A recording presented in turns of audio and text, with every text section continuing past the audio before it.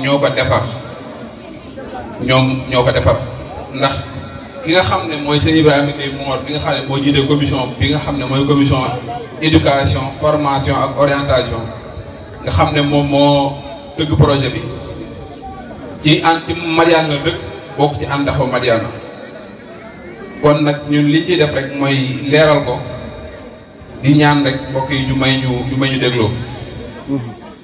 bi mu koy bind tam fi mu commencé rek mooy ginnaaw nuyoo yi ñaanal sëñ Mountakha mu yàgg fi te wér ñaanal sëñ Cheikh Amadou Mbacké mu yàgg fi te wér dégg na ci Touba ak taxawaay bi nga xam ne am na ko ci réew mi muy ñaareelu dëkk bi nga xam ne moo ëpp ñu ko dëkkee ginnaaw Dakar waaye it ci côté administration Touba commune la ci wàllu acte 3 tamit dafa am commune dayo boo xam ne moom la am ci côté administration moo tax maire yi moom moo yor wàllum toppatoo mbalit waaye ku ne xam na ne waxuma la maire yi mais état sax am na jafe-jafe ci gestion wu mbalit ci réew mi yëpp indi nañ ci ay kuréel yu bare bari waaye teew ba léegi rek jafe-jafe mbalit mi nga am ànd taxawu Madiyana nag ci gis-gis bi nga xam ne am na ko ay jiitam am nañ ko da cee bokk li ñuy wax cadre de vie maanaam dëkkuwaay bu sell te loolu mënul am fépp teguñu ay pexe yu leer yoo xam ne moom la ñuy doxalee ba mën a gestion mbalit bi ñu mën koo teg ci yoon mën a fexe ba dëkk bi set. waxal ci bu ñuul waaw mën a fexe ba dëkk bi set moo tax bi nga xamee ne résultat yu am solo yi nga xam ne ànd taxawu Madiyana am na ko ci ndox mi li ñu teg mooy gestion mbalit mi donc bi mu waxee Touba ak daywaay bi mu am mu dellu si nag ci Madiyana aussi ci daywaay bi nga xam ne am na ko ci dëkk bi nga xam ne mooy Touba mu fàttali tamit ne kuréel gi bi ñu koy sos dañ koo sos ci roy solution bu ci ni nga xam ne noonu la taxawalee Madiyana maanaam muy juróom-benni quartier yu mag quartier bu ci nekk am ab délégué donc ànd taxawu Madiyana aussi bi ñu créé kuréel gi noonu lañ royee ci solution bu def ko juróom-benni quartier bu nekk ñu def fa ab section boo xam ne dafay am bureau boo xam ne moom mooy teewal kuréel gi foofu am président ak membre yi koy gunge yëpp muy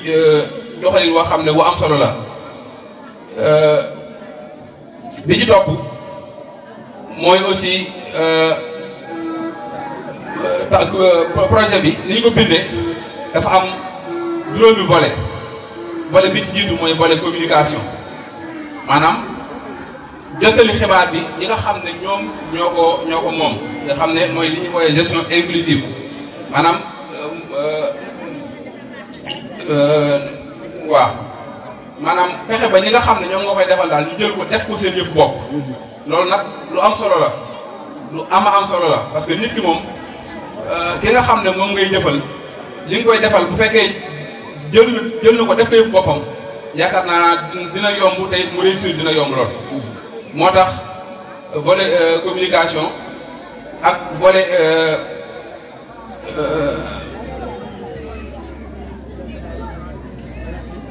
waaw ak volet opérationnel plan opérationnel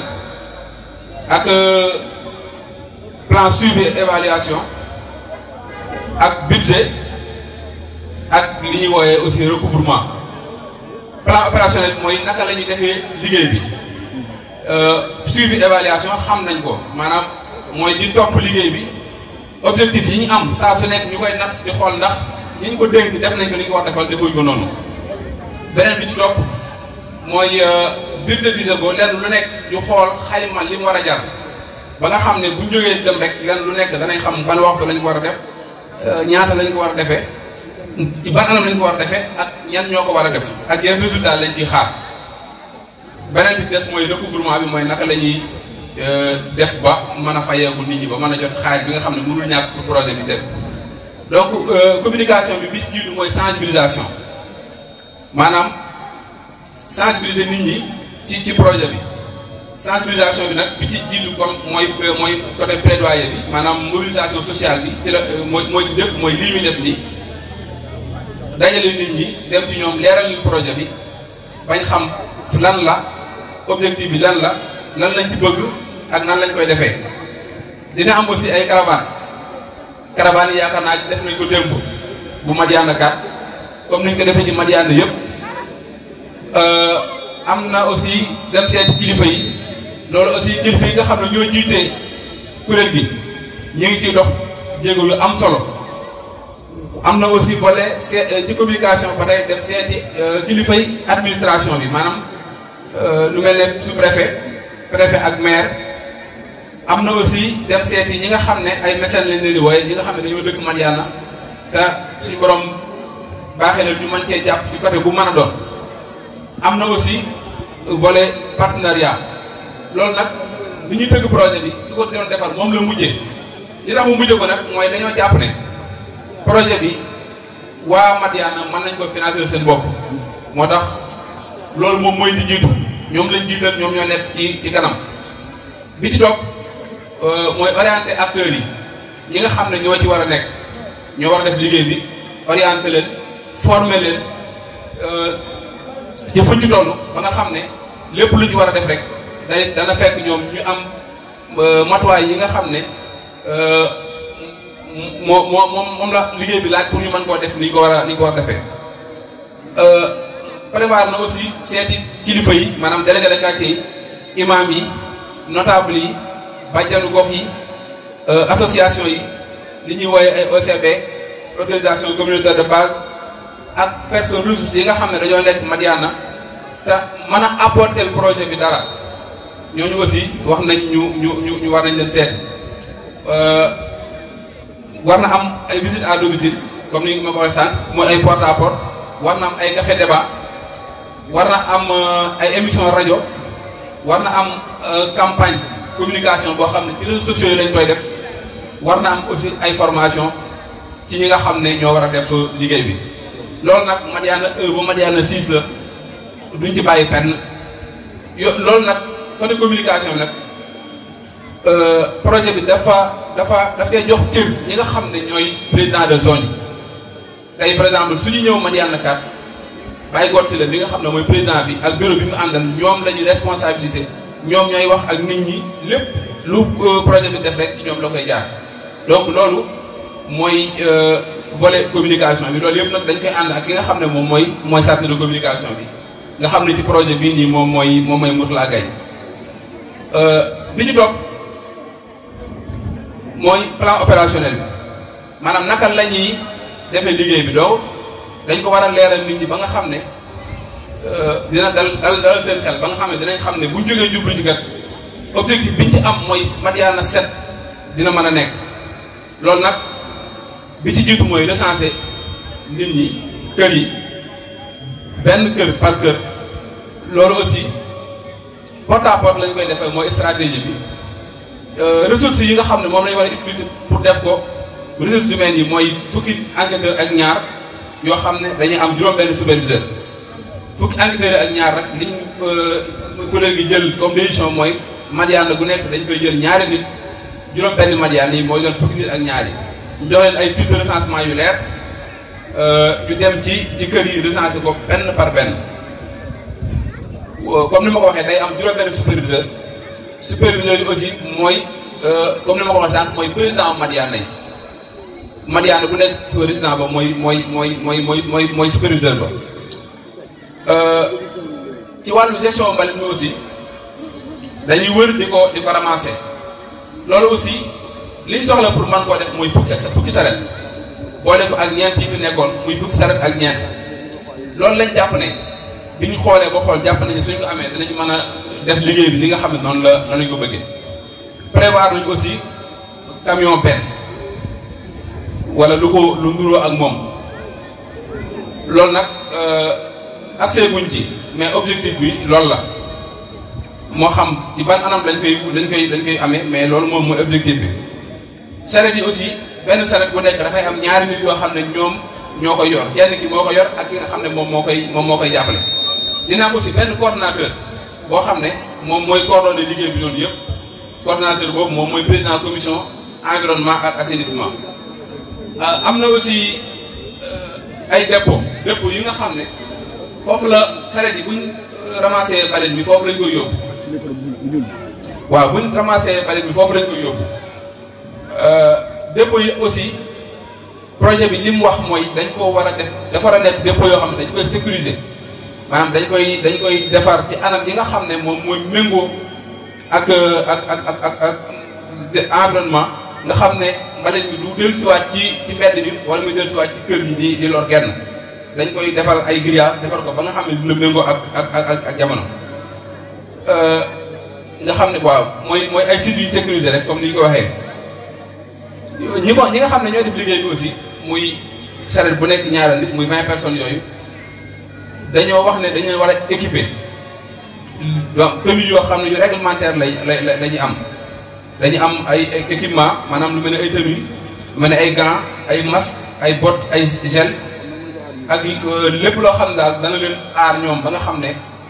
mbalit bi nga xam ne moom lañu jànkonteel saa su nekk du am benn ngaañ ci seen wér-gu-yaram beneen bi ci topp mooy prise en charge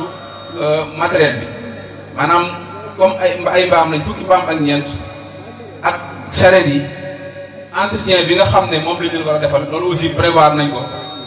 ba nga xam ne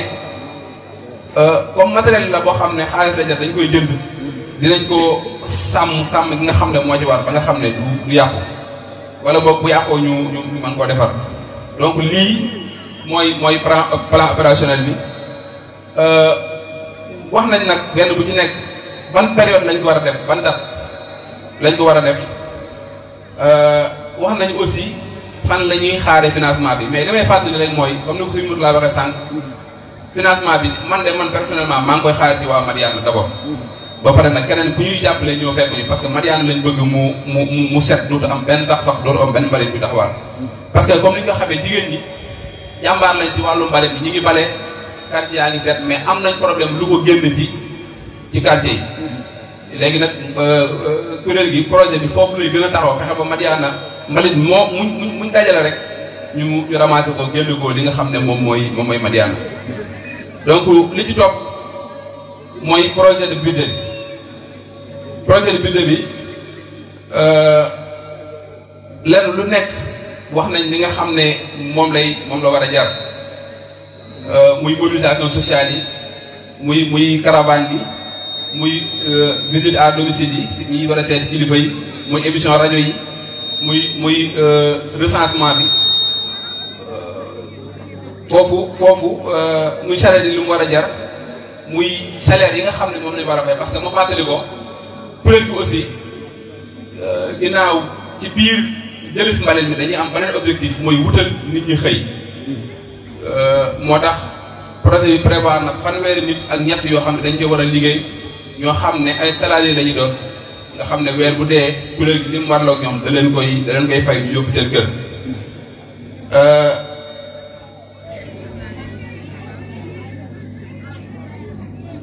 waaw mobilisation sociale yi juróom-benn la war a doon juróom-benn yi mobilisation yi benn bu ci nekk prévoir nañ ko li mu war a jar muy 80 000 francs caravane yi ñu ngi ko prévoiral 25 000 visite à domicile yi dañ ko defal moom forfait mais foofu li ma fi leeral rek mooy budget moom prévision la parce que exemple bi ma ci joxe rek mooy visite à domicile yi nga xam ne kilifa yi ñu ngi koy def ci autorités yi biñ commencé léegi fi ñu demagul amagul benn frais boo xam ne jóge na ci keesu kuréel gi jëm ci yooyu ñi nga xam ne ñooy dem ñoom ñooy volontaire demal seen bopp moo tax ma ne la lu ci dut li nga xam ne lu mun na ñàkk la li dem cere leen di prévision la rek prévision nag dafa baax parce que dafa am kuréel boo xam ne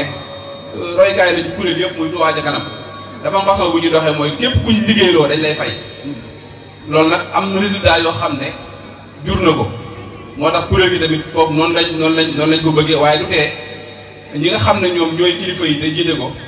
yi ñuy dox bi ci ëpp moom yi nga xam ne ñoom ñoo ko war dox dañ koy dox rek def ko muy seen jàppee ko seen war def waaye du loo xam ne day dañuy jógee ñu leen koy jox wala yooyu noonu.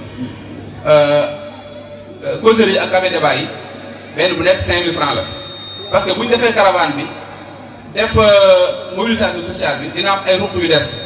moo tax quartier bu nekk Madiyana bu nekk ñu defal ko 3 causeries yoo xam ne kuréel gi ñoo koy financé pour ruq yooyu des ñu mën koo daf dabaatal. saret yi aussi 252 000 lañ ko budgétisé maanaam saret bu nekk juróom fukki junni ak ñeenti téeméer donc fukki saret day nekk 2 550 000 motivation personnelle yi salaire yi aussi noonu lañ ko defee 50 000 la ñuy fay borom ki yor saret bi ak ki nga xam ne moom lay àndal. coordonnateur bi noonu ñi nga xam ne aussi ñooy fayeeku ñooñu aussi ay salaire lañu am 40 000 francs moom lañ leen prévoir comme salaire. donc budget bi ci première année bi comme ni ma ko waxee 13 620 200 moom mooy budget bi waaye budget boobu comme ni ma koy waxee 3000 concessions yi nga xam ne moom lañ ciblé ne ñoom lañ war a recenser Madiyana di leen jëlal seen mbalit ñuy fay bu ñu ko fayee ci at mi mën naa génne frais yi ba desal weccet donc loolu maa ngi ciy bàyyiloo xel tamit ñëpp. bi ci topp mooy plan suivi ak évaluation maanaam saytu liggéey bi fu mu toll ak saytu objectif yi ba xam ñi ñu ko santoon ñu ngi koy def wala déet loolu aussi projet bi daf ci insister bu baax a baax mobilisation sociale yi moo ci jiitu mooy comme lii ñuy def juróom-benn yi projet bi mi ngi xaar ñu def juróom-benn yëpp te buñ paree mu am ay rapport am ay compte rendu yoo xam ne dañ koy indi moo doon source de vérification yi maanaam li nga xam ne ci la ñuy mën a vérifier ne kat ñi ko santoon def nañ ko. bi ci topp mooy caravane yi moom tamit même chose dafay am ay vidéo am ay photo yoo xam ne waa chargé de communication yi nga xam ne ñoom lañ ko santoon dañu koy indiwaatal pour en tant que ay source de vérification yoo xam ne mooy ñu wane ne li ñu santoon def nañ ko tamit. visite à domicile yi am liste la boo xam ne bureau en taxaw Madiyana ñoo koy planifié. dem seeti leen liste boobu aussi bu ñu defee 100 personnes projet bi nee na nañ def 100 personnes yëpp dañ indil ñu ay sources de vérification yoo xam ne day wane ne ñi ko santoon def nañ ko. causerie yi tamit même chose 18 maanaam 3 personnes 18 yëpp ñu ngi xaar ñu def ko te bu ñu paree mu am ay PV am aussi ay vidéo ak ay photos yoo xam ne mooy source de vérification yi. émission rajo yi aussi 5 yi ñi ngi xaar ñu def yëpp. te bu ñu paree mu am ay enregistrement yoo xam ne enregistrement différé la yoo xam ne mooy doon source de vérification yi recensement yi 3000 buntu kër moom la projet prévoit moom tamit ñi ngi xaar suñ paree commission bi nga xam ne ñooy suivi ak évaluation ñu indil leen fiche de recensement yoo xam ne day war a objectif yi ñu leen sasoon atteindre nañ ko. saret yi aussi projet bi day insister ne 10 saret yi moom mënul ñàkk ñu boole ko ak yi fi nekkoon pour ñu mën a def liggéey bi ni mu waree. dépôt yi aussi ni nga xam ne noonu lañ koy xaare mu nekk ay dépôt yu sécurisé nekk dépôt yoo xam ne day respecte normes yi loolu aussi projet bi mi ngi xaar niñ ko tëgg santaane noonu ñi nga xam ne ñoo ko war a def muy commission environnement ak assainissement ñu defee ko noonu. 33 agents yi aussi yi nga xam ne ñoo war a liggéey objectif bi mooy 33 ñi ngi xaar aussi ñu am 33 yooyu noonu. motivation personnelle yi ak prise en charge matériel bi aussi waa suivi évaluation projet bi dafay insister ci saa su ne ñuy vérifier di xool ba xam ni nga xam ne noonu lañ war a toppatoo jur gi ak ni nga xam ne noonu lañ war a toppatoo matériel bi nga xam ne moom la àndal ndax ñi ngi koy defee noonu. benn bu nekk nag ci loolu projet bi dafa wax ki nga xam ne dafa joxe ki nga xam ne moo ko war a def. donc kooku moom mooy responsable bi bu ñu ko defee moom moo war a indi source de vérification yi nga xam ne mooy wane ne li ñu ko santoon defee na ko ni nga xam ne noonu lañ ko santee. bi ci des rek te mucc ci mooy recouvrement bi plan de recouvrement bi boobu aussi niñ ko recensé woon noonu la ñuy recruter ñi nga xam ne ñoom ñooy dem di ko fayeku nga xam ne chaque fin du mois lay doon porte à porte lay doon aussi Madiyana 6 ñu di leen relancer aussi di leen woo téléphone parce que kenn ku nekk bu ñu recensé dañuy jël sa contact di jël ak ñoom rendez-vous ak li nga xam ne moom la ñuy wooyee marketing social ngir ñëpp mën a fay ngir objectif bu 3000 buntu kër yooyu ñu romb ko. loolu aussi responsable bi mooy collecteurs yi ak waa commission finance source de vérification yi ay reçus lañ leen laaj ay fiches de recensement yi ak état de li ñuy woowee ay état de paie ci wàllu comptabilité lii daal mooy projet bi xam naa li ma ci dolli tuuti rek ci ab dëgg mooy ñi nga xam ne mën nañ ko projet bi dafa xalaat ne bu ñu dee rechanger ñi nga xam ne mën nañ ko ñi ngi sàkk ñoom bu ñu mënee fay kuréel gi at mi ñu fay ko dina dimbale kuréel gi bu baax a baax a baax parce que yaakaar naa loolu du lu jafe 1500 par weer at mi 6000 francs la bu ñu volontaire woon ñenn ci waa Madiyana def ko rek dina gën a tax liggéey bi gën a gaaw teyit lu am solo lay doon ndax wax naa ko sànq rek ñi ngi yaakaar ay ndimbal feneen waaye fi gën a yaakaar muy waa Madiyana parce que projet bi mën naa financer boppam bañ jëli ci weccet bu ñuy dugal feneen parce que ma fàttali ko nag Ànd Taxawu Madiyana bi mu juddu ñàkkum ndox metti moo ko juróon te nag ci diir bu gàtt ñu gis ci ay saafara yu leer a leer kon nag li ñuy wax rek nit moom bu ñëwee dig la ndékki jox la nga ndékki ba suur wala boog mu jox la nga añ ba suur bu la diggee reer wala joganal parce que tonni mbalit ak ndox mi ngi mel ne añ ak joganal ndox moom day lu mun a ñàkk te gis nañ résultats yi nga xam ne Ànd Taxawu Madiyana am na ko ci am nañ nag yeneen yoo xam ne xañ na du moment bi pour ñu di ko wax waaye nañ xam ne wax na waa Madiyana xam ne Ànd Taxawu Madiyana yéen a jëm am ci Madiyana bu ko ci waa population bi nga xam ne ñoo dëkk Madiyana bu ñu ko ci jàppalee ci kanam tuuti Madiyana du yem ak benn quartier ci dëkk bi ñu nekk muy Touba. loolu lu wér la parce que ñi ko jiite am nañ yéene ji am nañ pas-pas bi xarañte gi am na fi borom xam-xam yu ko mën a doxal am na fi engagement bi am na fi mbooloo mu ko mën a sot ba mën a génn koppar yi ko def am na fi kon nag lu ci manqué wala mu yéex rek ci ñun waa Madiyana la donc loolu daal maa ngi leen koy bàyyi leen xol bu baax a baax di leen sant bu baax a baax di leen gërëm bu fekkee leerut maa ngi koy jégalu damaa ni ma ñëwee la waaye bëggoon naa mu gën a leer bu baax a baax a baax a baax a baax di leen ziar bu baax a baax di leen jégalu di leen soññaat li may wax nag ci sama xol laa ko tibbee Ànd Taxawu Madiyana fierté la Ànd Taxawu Madiyana téeméer yi ñuy joxe yi ñuy dagg par weer ak yooyu ñu mën cee mobiliser ci benn ak 13 millions man cee saafara jafe-jafe dox ci Madiyana waaye bi laay war a soli waa Madiyana nañ xam lan la kuréel gi mën a apporter Madiyana ñu bokk ci dox bokk ci wax kenn bañ a xeeb kenn bañ a yéem